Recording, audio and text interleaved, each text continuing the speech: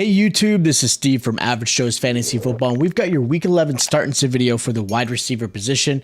Again, there are 4 teams on a bye this week, so make sure you are paying attention to that, and that way you guys are prepared.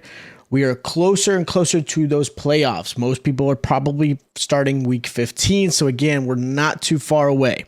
Now, these are your obvious wide receivers you should be starting. It's not the longest list like I have in the past, but these guys should be starting, whether it be a matchup, whether it be that they get plenty of targets and looks their way, or of course, if they are just the absolute number one dog that just dominates every single week, these guys should be starting. Now, the first receiver I recommend this week is going to be Courtland Sutton versus the Raiders.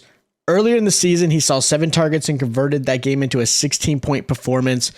That was even with Judy there. Now, with Judy out, Sutton should be force-fed in this game.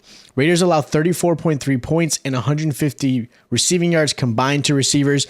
This game should be more of a shootout. That's kind of how I see this expectation of gameplay happening between the Raiders and obviously Denver. This is a game of 2 unfortunate teams that are not playing well in the AFC West, but I do feel this is going to be a shootout, forcing each other to throw the ball a little bit more.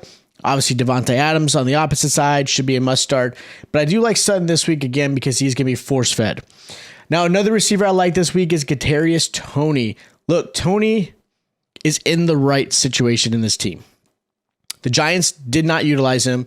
Obviously, there were unfortunate injuries that kind of delayed that, but in this offense, they're going to utilize him properly. They're going against the Chargers this week, and the fact that you've got Hardman out on IR, Juju out, MVS is coming back from injury. This is going to be the Toney show. He should see plenty of action in the air, and I do expect some ground games, maybe some sweeps, maybe a little deploy. Kind of, again, using him around the offense. Chargers are pretty tough on the defensive side, but they are vulnerable to the slot. So I do expect Kansas City to utilize what Toney can bring, move him around the field, put him in the slot, put him in the backfield, put him wherever they can to give this guy a lot of opportunities to really shine and perform. So I like him as a really sneaky start this week. Now, the last receiver I recommend this week is going to be Mike Williams against the Chiefs in that same game. Kansas City defense just gave up 31 points to Christian Kirk, and early this season, Mike Williams had 25 points against them. He's expected to be back this week, so obviously you got to pay attention. Him and Keenan Allen should be playing this Sunday, so again, pay attention to the injury news and see how that plays out. If Mike Williams plays or Keenan Allen plays, he's another good one. This is a game where I do see a really strong performance out of both of them realistically. And it's going to only help Justin Herbert. I know Herbert's been kind of off his game without having his top receivers, but I like this one a lot. I just expect Mike Williams to have similar performance that he did earlier in the season. Now, the first receiver I'm going to put as a sit this week is going to be Deontay Johnson versus the Bengals. First game, he had 12 points against them this season, and that was with Mitch Trubisky at quarterback. Deontay sees plenty of targets, but nothing more than really a 10 to 12 point performance typically in a PPR. He doesn't get a lot of yardage. He does, like I said, I mentioned he's going to get his targets. Bengals actually do a pretty good job against wide receivers, though, holding them to 29.3 points and under 140 receiving yards combined. They have only allowed over 20 points this season 3 times. That was to Noah Brown, Tyreek Hill, and Amari Cooper. So it's not very common for them to allow a very strong performance from a receiver. I don't expect that to change with Deontay Johnson. I think Pickens is, if you're going to start a Steeler receiver, I like Pickens a little bit more if you have him. Now, Michael Pittman's another guy I'm not going to start. And realistically, he's at this point where he's, I wouldn't say droppable, because he could be a good play depending on the matchup. But going against the Eagles this week, Eagles do a pretty good job against wide receivers. Keeping them under 135 receiving yards and only 30 points. That's it, combined. Pittman's also struggled realistically being the wide receiver one that most had hoped with his size and skill. Having quarterback changes don't, again, that's going to play a factor in this, going from Matt Ryan to Ellinger and just back and forth. But even with Matt Ryan this week and this Eagles defense, Darius Slay should be covering him. It's going to be tough. Now, I will say this with the devil's advocate. The way this matchup should play out, the Eagles should be up pretty big. They're going to be upset based off that loss. So I could look pretty dumb with this prediction, but like I said, I do think he should be sat. You may end up having to start him just because they're going to play behind. He may get force-fed. I like Paris Campbell a little bit more than I like Michael Pittman, but if you have him and you have to, I understand.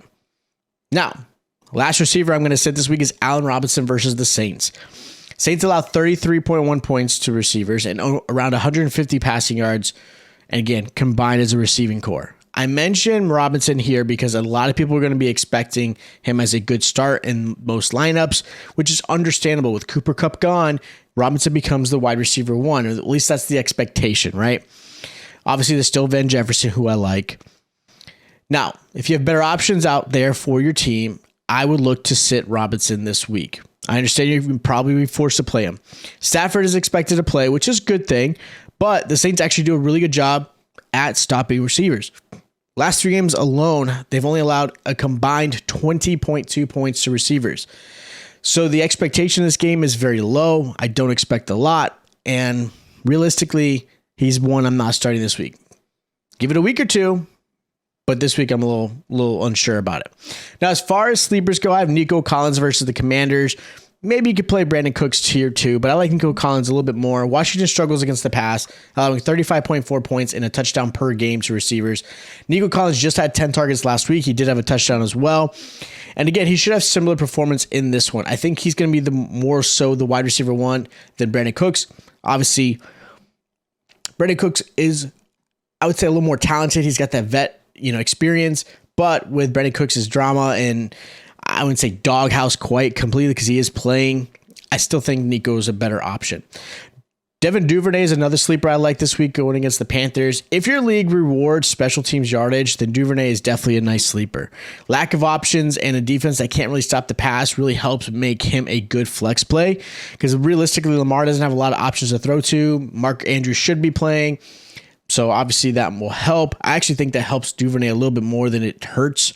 But if you're in a standard, maybe in a PPR, Duvernay may not have the same value if you don't get those yardage points from special teams. So you may not play him this week, which is completely understandable. He doesn't receive a large amount of targets. He doesn't receive a large amount of yards.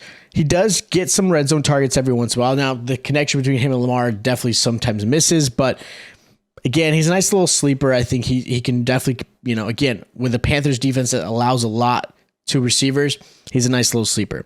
So those are my start, sits, and sleepers for the wide receiver week 11 edition. If you guys do have questions of who you should start in your lineup, of course, hit us up in the down below in the comments. We're going to be able to answer any of those questions you guys have to really give you guys the best possible, insight to get you the best decision. Of course, if you guys are new to the channel, make sure you hit the subscribe button and that notification bell is on. That way you guys are notified every time we drop a video just like this.